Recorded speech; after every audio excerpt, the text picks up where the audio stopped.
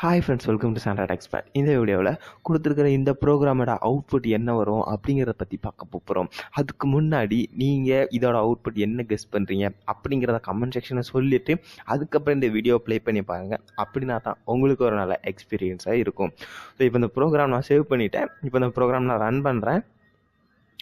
So நமக்கு output பார்த்தீங்கன்னா falls அப்படிங்கிறது வந்துருக்குது. ஸோ நிறையா பேர் வந்துட்டு நீங்கள் வந்து இதை வந்து கரெக்டாக ஃபால்ஸ் தான் வரும் அப்படின்னு வந்து நீங்கள் வந்து டிசைட் பண்ணியிருக்கலாம். பட் என்ன ரீசனுக்காக இதில் வந்து ஃபால்ஸ் வருது அப்படிங்கிறது வந்து நீங்கள் வந்து தப்பாக கெஸ் பண்ணிக்கலாம். ஸோ இது எந்த ரீசனுக்காண்டி இதில் ஃபால்ஸ் வருது அப்படிங்கிறதான் இப்போ உங்களுக்கு சொல்ல போகிறேன். இப்போ இதில் நீங்கள் பார்த்தீங்கன்னா இந்த இஃப் ஸ்டேட்மெண்ட் மேலே வந்து என்ன பண்ணியிருக்காங்கன்னா ஒரு 3 வேரியபிள்ஸை வந்து டிக்ளேர் பண்ணி இனிஷியலைஸ் பண்ணியிருக்காங்க. A = 10, B = 20, C = 30. அதுக்கு கீழே பார்த்தீங்கன்னா ஒரு இஃப் கண்டிஷன் கொடுத்துருக்குறாங்க.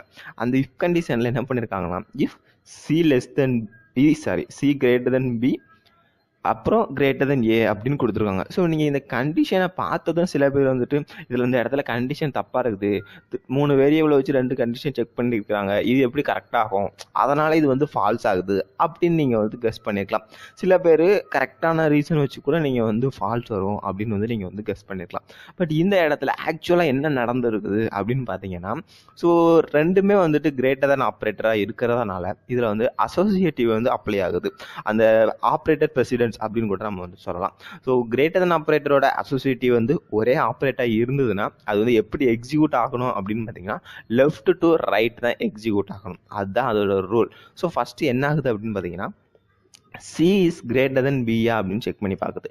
ஸோ சியோட வேல்யூ வந்து நமக்கு வந்து என்ன இருக்குது அப்படின்னு பார்த்தீங்கன்னா, ஸோ இப்போ இது வந்து எப்படி ஆகும்னா if C is greater than B ன்னு பார்க்குது. ஸோ C வந்து 30, B வந்து நமக்கு என்ன வருது அப்படின்னு பார்த்தீங்கன்னா 20. ஸோ இப்போ இது ஒரு செட்டு, ஏன்னா நமக்கு வந்து லெஃப்ட் டு ரைட் வந்து அசோசியேட்டிவ் வந்து அப்ளை ஆகுது. அதுக்கப்புறம் கிரேட்டர் தென் 10 அப்படிங்கிற மாதிரி நமக்கு வந்து இப்போ அசோசியேட்டிவ் வந்து அப்ளை ஆகுது.